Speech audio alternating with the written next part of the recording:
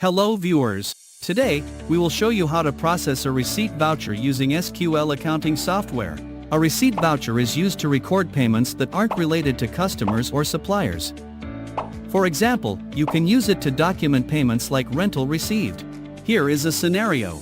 If a customer makes a rental payment to the USD bank account, you can use the receipt voucher to record the payment. Let's begin.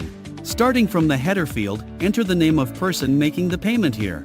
Next, you may enter your second description here. For this example, we'll enter shop rental August 2025. Then, choose the USD bank as the payment method. In this case, enter the USD exchange rate as 4.500. If there are any bank charges, you can enter them here. Click the bank charge button to select a different account code for the bank charge.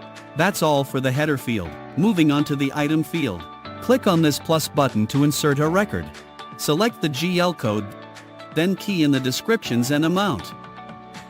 The system will automatically convert the USD amount to the local currency. In this example, the local amount is 450 ringgit. Finally, review the details to ensure everything is accurate, and click Save. And that's it. We've successfully completed a receipt voucher. Now, it's your turn. Try these steps and see how quickly you can get the hang of it. Thank you for watching. Subscribe to our YouTube for the latest videos, follow us on Facebook to stay updated, visit our website for important guides. It's so easy.